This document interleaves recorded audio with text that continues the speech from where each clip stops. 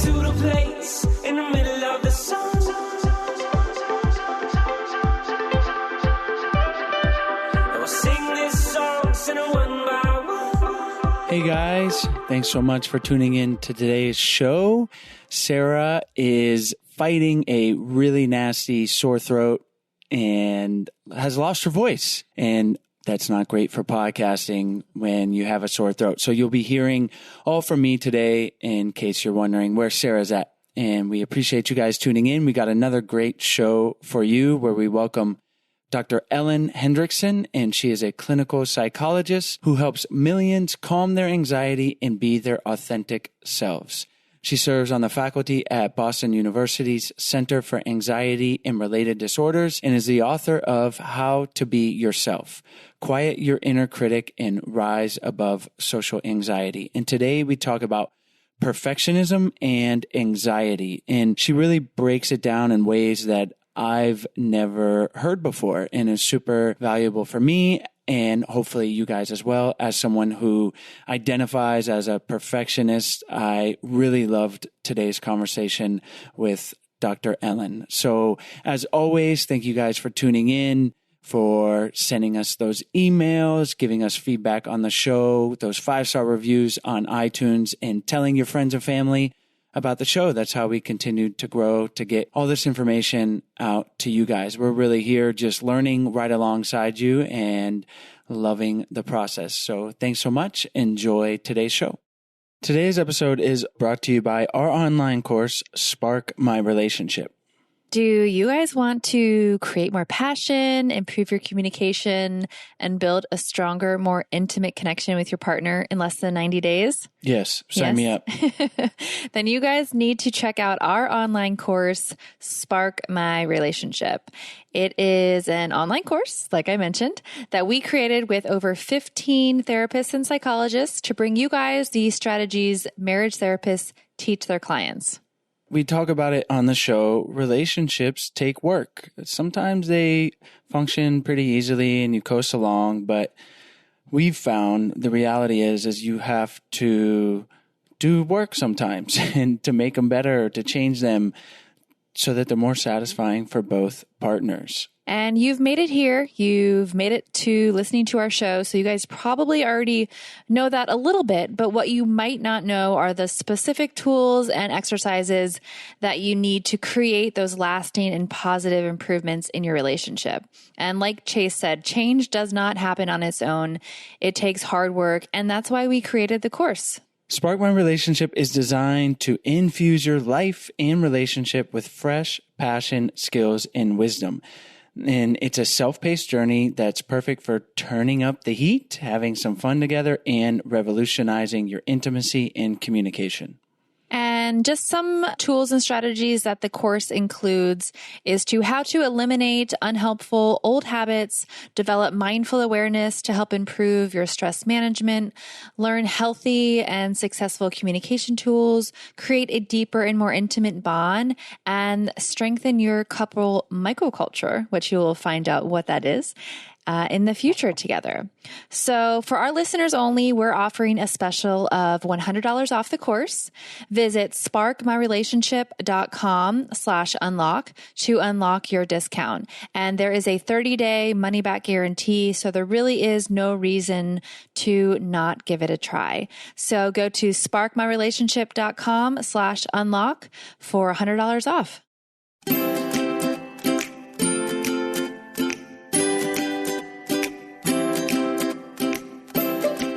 Hi, Ellen. Thanks so much for joining us on the show today. Thank you so much for having me. It's great to talk to you. So today we're going to talk about something that I can definitely relate to. I'm sure a lot of our listeners can relate to. And that's a couple of things. One of them being perfectionism and the other being anxiety. And I'd like to start with perfectionism and why understanding these things in the root of them is so important, how they show themselves in our relationships and how we can deal with them better. So let's dive right in, and maybe you can tell us what perfectionism is and we can go from there. Sure. So I'm so glad you're asking about these topics because I think they're so important. And the Venn diagram of these two things, anxiety and perfectionism, have so much overlap. So they're very, very close cousins. The definition of, well, I guess the lay definition of perfectionism is not necessarily or counterintuitively striving for perfection, but really it manifests as a sense of never being good enough. And people don't often identify as perfectionists because we're not perfectionistic in all of our life domains. I've had many people say to me, well, I'm clearly not a perfectionist because look at my house, it's a mess. Or I'm clearly not a perfectionist because I don't plan way ahead. I'm not super organized. But really any domain of our life, whether that be productivity or appearance, or, in some cases it certainly could be cleanliness or, the appearance of our house, or it could be work achievement or how good you perceive a parent you are. Any of these domains, if we have this chronic sense of never being good enough and striving for this, that really taps into perfectionism. And the ultimate is, you're a perfectionist if you base your self-esteem on striving and achievement in a particular area. So students might base their self-esteem on their grades, or somebody might base their self-esteem on how much they're accomplishing in their career. You could move this to any domain of life. And if you are what you do, that taps into perfectionism. I'm relating to this a lot. Most of us do. So you're not alone. I have a lot of questions. To me, maybe one of the best ways to start to recognize this in ourselves and to deal with it is to understand where it comes from. So maybe you can explain how this might develop in our personalities, obviously rooted in childhood experiences. And then we can talk about how to work on feeling like we're good enough. Absolutely. The goal for all of us. Absolutely. So where it comes from. So a lot of research has been done here by Dr. Thomas Lynch, and he is a perfectionism researcher. And he posits that perfectionism comes from three things. Two of them sound familiar: nature and nurture. So we're probably familiar with those. Perfectionism can certainly be genetically based. If we came from a household that might have been a little over-controlled, kind of suppressed, perhaps, like that might be something that's passed on genetically.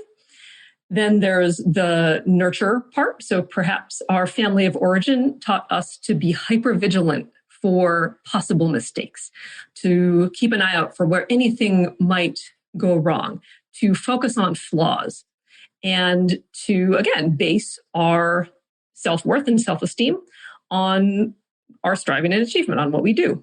So that's nature, nurture. But also there's a third component that Dr. Lynch talks about, and that is coping. And in our Western society, when we cope in kind of a perfectionistic manner, if we are a little bit of a workaholic, if we have all of our stuff together, like if we're on top of it all, if we say, I feel really exhausted or bad, or I'm grieving, or just any number of negative emotions, but I'm going to be strong. I'm going to push that down and just put a good face on. That's coping. And all those things in our society often get us good things. So if we get reinforced throughout life for coping in kind of an over-controlled way, we learn, oh, this works. This makes people happy with me, or this gets some payoff. And so I'm going to keep doing this. So just to recap, so it comes from three different domains: nature, nurture, coping. Could we talk a little bit about the nurture aspect and how our parents parent us, or how we're brought up, might contribute to a perfectionist attitude?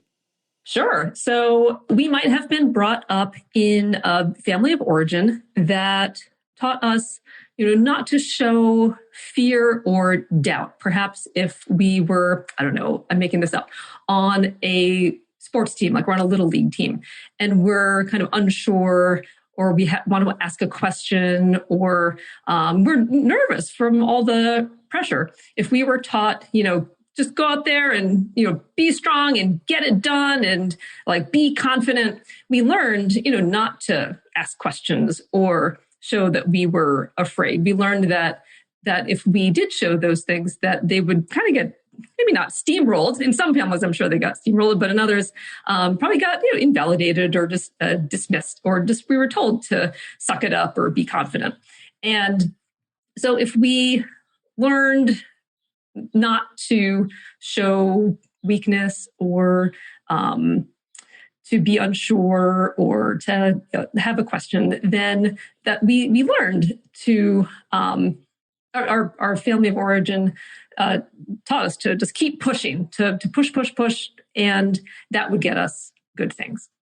It's good to know, to have that perspective of where it comes from. And obviously it's not an exact science here, but for me, at least, I can look at those things and say, okay, like this is not who I am. And I'm a product of these things, that the nature, nurture, and coping. And I don't have to be that. And that's what I want to go towards next, is how we can start to frame things and feel like we are good enough.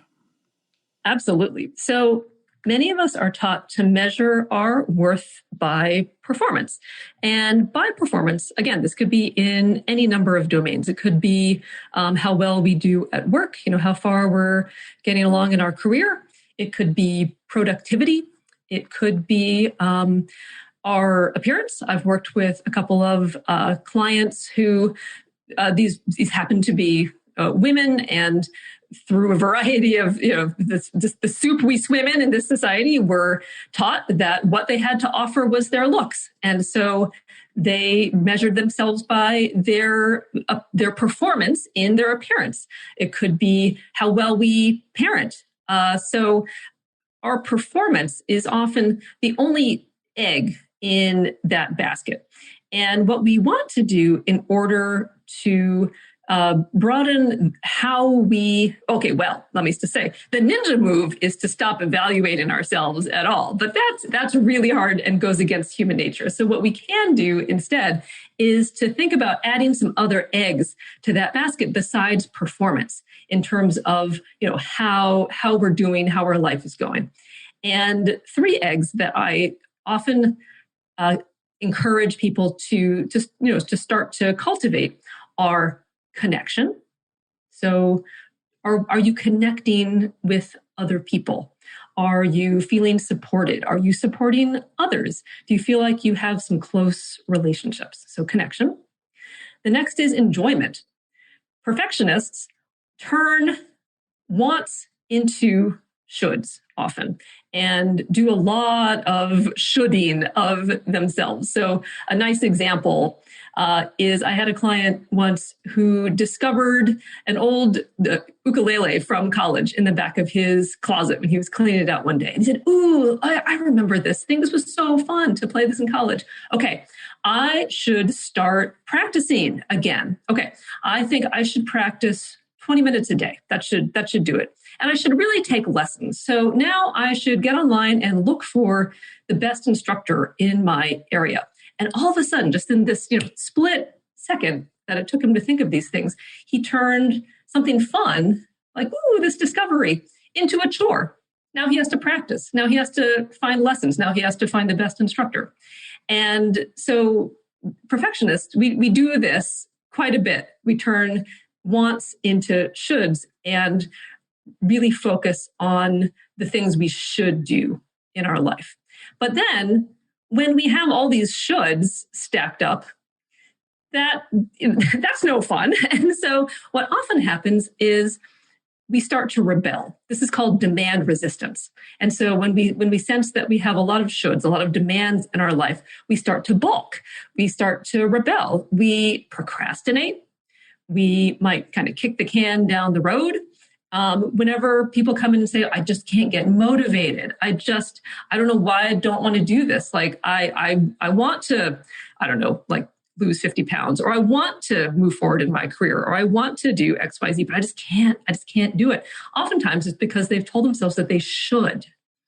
And that is what's making them rebel. So if we can turn some of those shoulds back into wants, or allow ourselves to do the things we want, then that allows us to add some enjoyment back to our life. So performance, connection, enjoyment. And the last egg that I found to be pretty effective is service.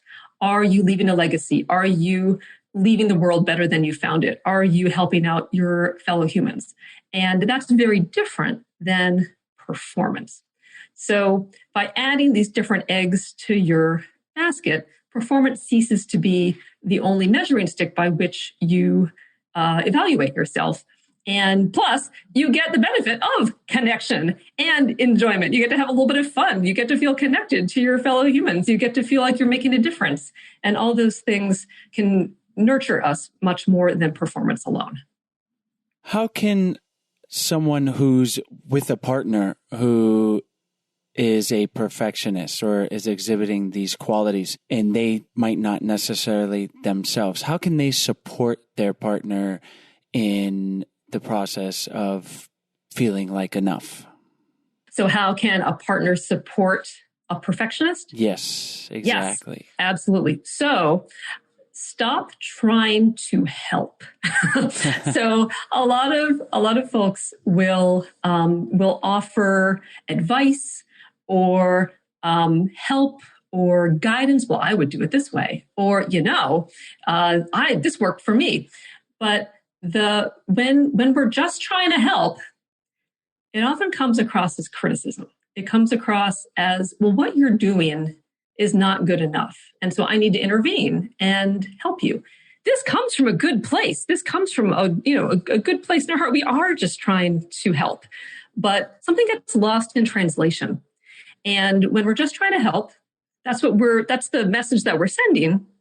But the message that gets received is, you're not doing it right, or that's not good enough. And so what you can do instead is to ask, can I help you? Would you like any assistance with this? How can I support you? And you might get back, nothing, I got this. And then we can listen. Or you might get a specific request, and then you know what to do and where your help and guidance is welcome. And sometimes that is the hardest thing to do, is to not try to help, right? Right, absolutely. Because we want to be helpful. This feels wrong when we step back and stop trying to help. This goes for kids as well. Like this goes for especially teenagers. We often see them doing things that we're like, whoa, I would not do it that way. We're like, oh, that's not going to work. But we do need to judiciously step back and let them figure it out. Let them learn their own capacity and gain confidence by muddling through it on their own.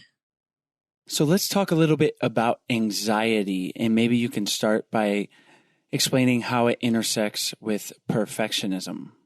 Sure. So anxiety is fear cast to the horizon.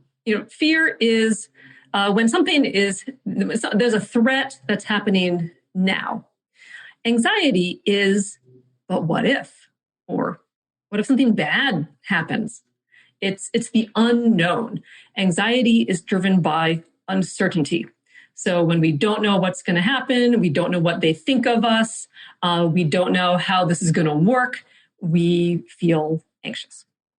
And that intersects with perfectionism, because perfectionists are often really worried about what others think of them. They will often outsource their own self-esteem to the opinion of others, but we can never really know. Very seldom will somebody tell us exactly what they think. And so perfectionists are left in this very uncertain, muddle of, are people thinking badly of me? Am I not good enough? Let me push harder. Let me strive more so no one can ever criticize me.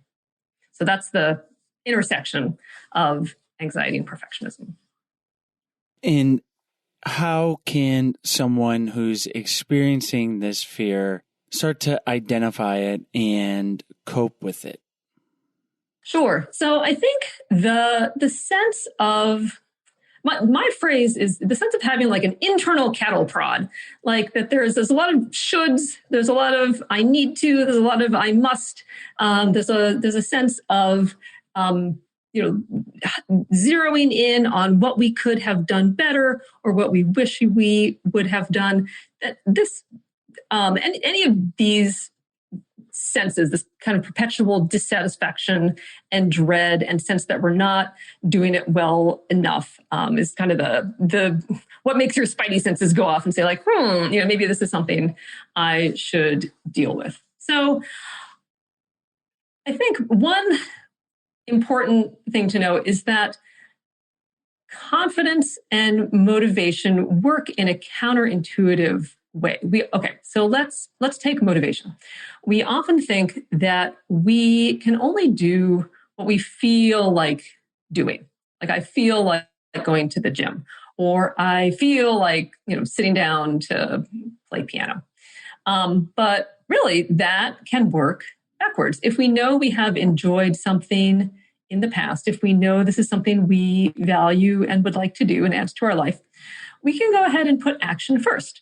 We can lace up our shoes and head out to the gym. And usually, we're glad we went. Usually, our mood catches up. We can sit down at the piano and start playing, and then inspiration finds us. And again, we're glad we did it. So confidence works the same way. So in anxiety and perfectionism, we often think that we have to have it figured out in advance. We have to know how this is going to turn out. We have to know that we are going to have hit it out of the park. But then we often get really stuck when we don't know how to start or something goes wrong at the beginning. We get really bogged down in that. So what we can do is to, first of all, build in throw spaghetti at wall as one of the steps, or build in, I know there's going to be a couple of do-overs, or build in figure stuff out as one of the steps. And then as we kind of, muddle our way through and figure it out as we go, rather than having to have it all figured out in advance, that's how confidence grows. We don't have to be confident and know what we're doing at the outset. It grows and catches up as we go through the task. So just to recap that with motivation and confidence, we think we have to be motivated before we start. We think we have to be confident before we start. But really, if we just if we just get started and we can trust that we can figure it out, that we can roll with the punches, and that our mood and motivation and confidence will all catch up. Before we continue on, we want to tell you about today's sponsors. Today's episode is brought to you by Headspace. Wouldn't it be great if there were a pocket-sized guide that helped you sleep, focus, and just overall feel better? Well, there is, and if you have 10 minutes, Headspace can change your life. Headspace is your daily dose of mindfulness in the form of guided meditations in an easy-to-use app. Headspace is one of the only meditation apps advancing the field of mindfulness and meditation through clinically validated research. So whatever the situation, Headspace can really help you feel better. For example, if you're feeling overwhelmed, Headspace has 3-minute SOS meditations to make you feel more relaxed and at peace. And if you need some help falling asleep, Headspace has wind down sessions that I love after the end of a long, busy day where maybe my head is still turning. And for parents, Headspace even has morning meditations you can do with your kids, which we sometimes do with Stella. She loves it. Headspace's approach to mindfulness can reduce stress, improve sleep, boost focus, and increase your overall sense of well-being. We talk about the benefits of meditation all the time on the show and how it can truly transform and help your relationship. I've been using Headspace for a few years now, and I can honestly say that I feel significantly better when I am consistently meditating. I am more patient with Stella, I'm more aware of how I communicate and I speak with Chase and others around me, and it's given me real tools to better handle daily challenges that life throws at us. Headspace is backed by 25 published studies on its benefits, 600,000 5-star reviews and over 60 million downloads. Headspace makes it easy for you to build a life-changing meditation practice with mindfulness that works for you on your schedule, anytime and anywhere. You deserve to feel happier, and Headspace is meditation made simple. Go to headspace.com/IDO. That's headspace.com/IDO for a free 1-month trial with access to Headspace's full library of meditations for every situation. That is the best deal offered right now. Head to headspace.com/IDO today. Today's episode is brought to you by Native.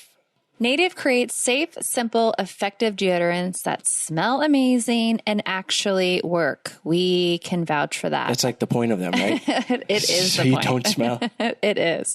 Their formula contains simple ingredients that you can understand and read, so you know everything that is in your deodorant. Native is aluminum free, and it's also vegan and never tested on animals. Native has over 10 scents for men and women, including their classic scents like our personal favorite, coconut and vanilla, plus rotating seasonal scents so that you're guaranteed to find one you love. They also offer an unscented formula and a baking soda-free formula for those with sensitivities. And if you're still not convinced with our recommendation and how much we love them, check out their over 15,000 5-star reviews from happy customers who've switched to Native. You're going to love Native as much as we do. Right now, you can save 20% on your first purchase. Go to nativedeo.com/IDO20 or use the promo code IDO20 at checkout. That's nativedeo.com/IDO20 or use the promo code IDO20 at checkout to save 20% off your first purchase. Today's episode is also brought to you by Manly Bands. After countless hours spent jumping through jewelry store hoops in search of the engagement ring of your dreams, the last thing your man wants to do is to run the same gauntlet again for his wedding band. I just love spending time in jewelry stores. What? You don't? Now, thanks to Manly Bands, he doesn't have to, which is truly a godsend for many brides and grooms alike. Manly Bands has awesome wedding bands in just about every type of earthly material imaginable. To get started, have your guy order the Manly Band Sizer from Manly Bands to ensure that his ring will fit perfectly during work and play. Once he knows his size, it's time for the fun part. Manly Bands has an insane selection of materials to choose from: gold, wood, antler, steel, dinosaur bone, and even the meteors that killed them. How crazy is that? Damn it, I want a dinosaur bone ring. Too late. I gotta go back. He can also choose from curated collections like the Jack Daniel's Whiskey Barrel Collection.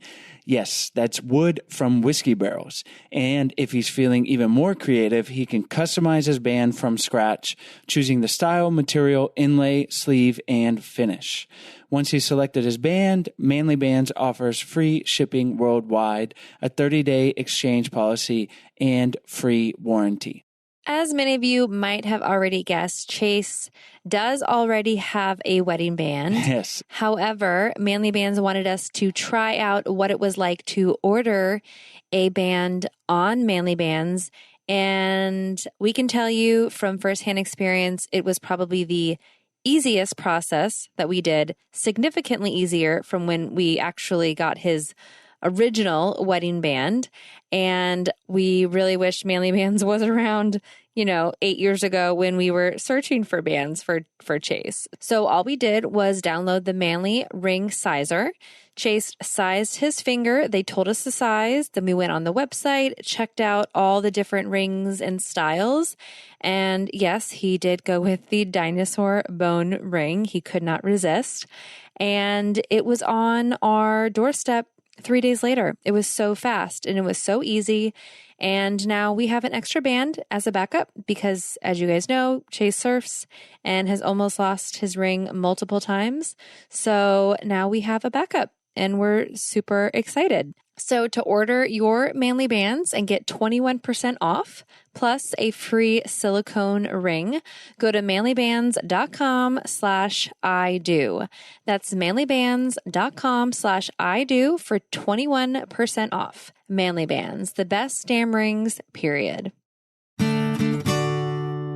So you mentioned both of those things in relation to dealing with anxiety. And as you were explaining them, I actually thought that they were just valuable perspectives to take into our relationships. If we think that we can only act to do something positive when we feel like it in the relationship, maybe something you hear on this podcast, it's probably not going to happen, Right. Because we don't feel like doing the things that are hard for us, talking to our partner in a different way. If we are communicating in a pattern that's negative, we probably learned that from childhood. We've brought it into our adult relationships. So that's what we feel like doing, is repeating that negativity. But we can take the motivation and say, I don't have to wait to feel like putting that into action. I'm going to start with the action. So when you said that, it really resonated through that lens for me. I thought that that's a valuable thing. And same with confidence in a relationship. We don't have to know what's going to happen because we don't. But if we have the confidence to put in the steps and figure it out as we go, that is another really valuable perspective to take. Absolutely. One of the kind of catchphrases I like to use when I'm working with clients with perfectionism is, this is an experiment, not an exam.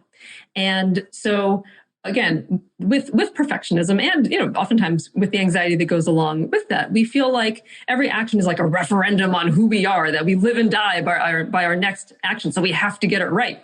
And so it really helps to shift that from thinking about performance or whatnot as an exam to thinking about it as an experiment. Let's see how this goes. So if your listeners, if they're trying to talk to their partner differently, it doesn't have to be, I start now and I maintain that always and forever perfectly.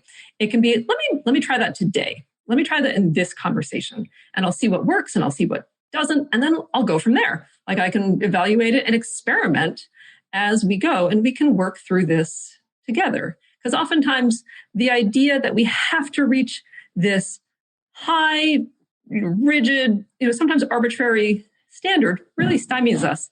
And then we don't do anything. So if we can not lower the expectations necessarily, but lower the pressure, then that frees us up to get started. And we can, again, just experiment and see how it goes, see what works.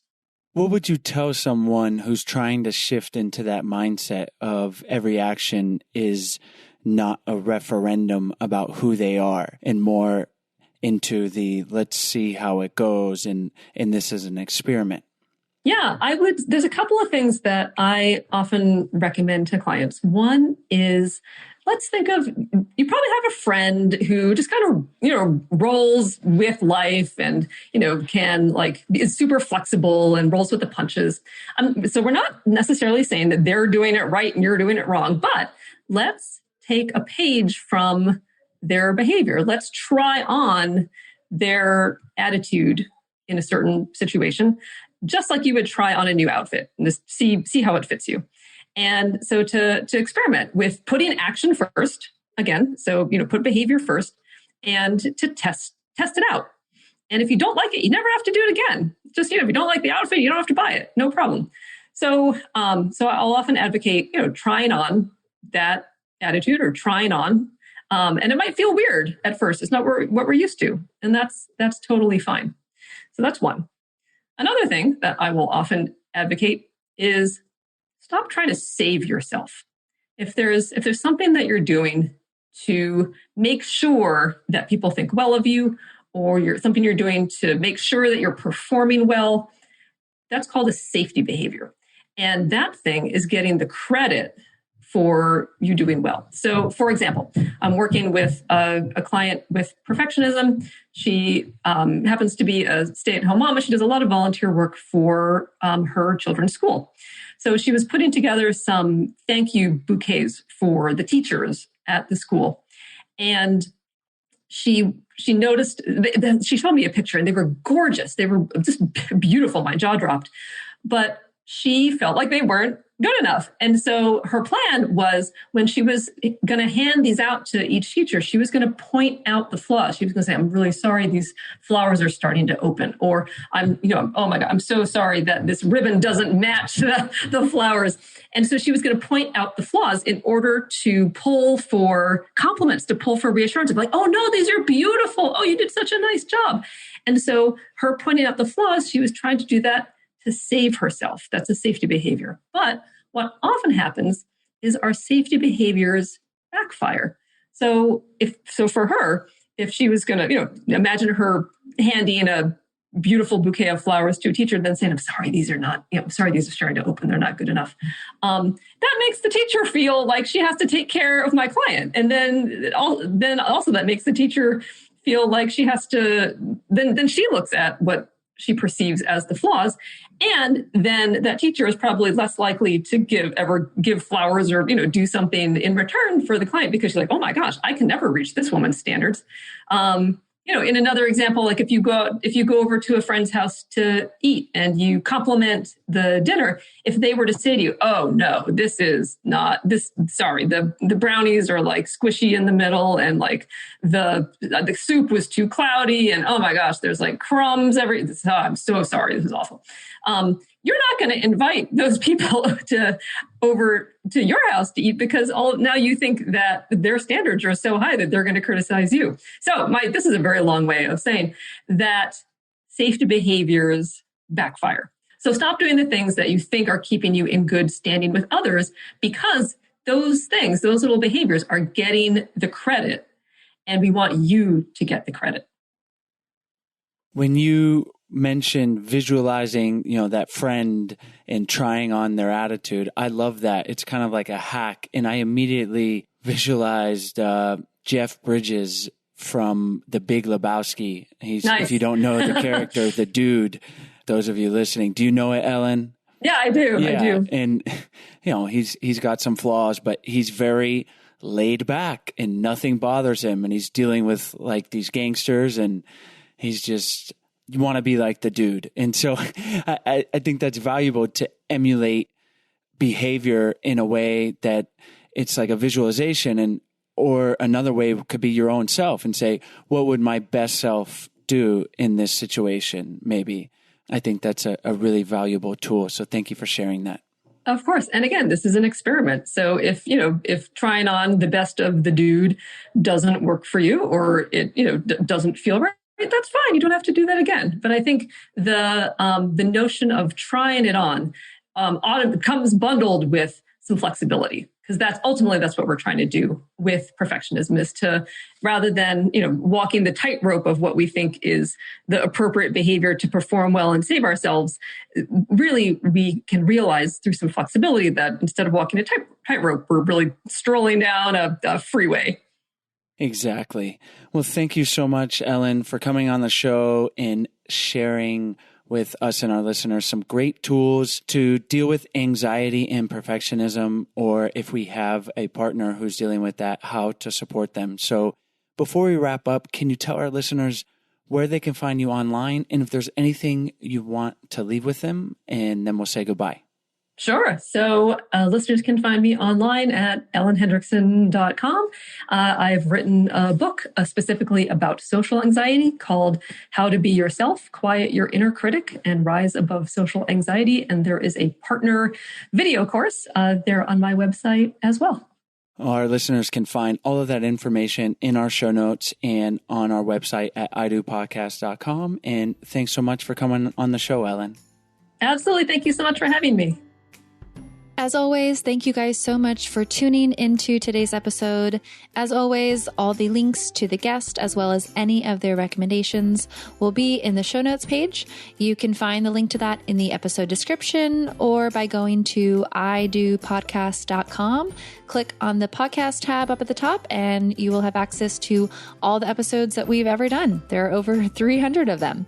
And while you're on our website, if you haven't checked out our free 14-day happy couple challenge, we really hope you do. It's a free email challenge that we send to you. It's 14 days of fun, easy, doable challenges to help strengthen and improve your relationship. And if you're looking for something that provides a little more help with working on your relationship, whether it's improving intimacy or communication with your partner, or just bringing the spark back, we would love for you guys to check out our online course, Spark My Relationship. We're offering $100 off to all of our listeners if you go to sparkmyrelationship.com/unlock. We've worked with over 15 psychologists and therapists to create the real life tools and strategies that they are teaching their clients. So we wanted to give them to you. It's a self-paced online course that can be done in as little as a month or up to 3 months. You can really decide how much or how little you want to do with your partner, or maybe just yourself. So we hope you guys check that out. It's sparkmyrelationship.com/unlock. Have a great day.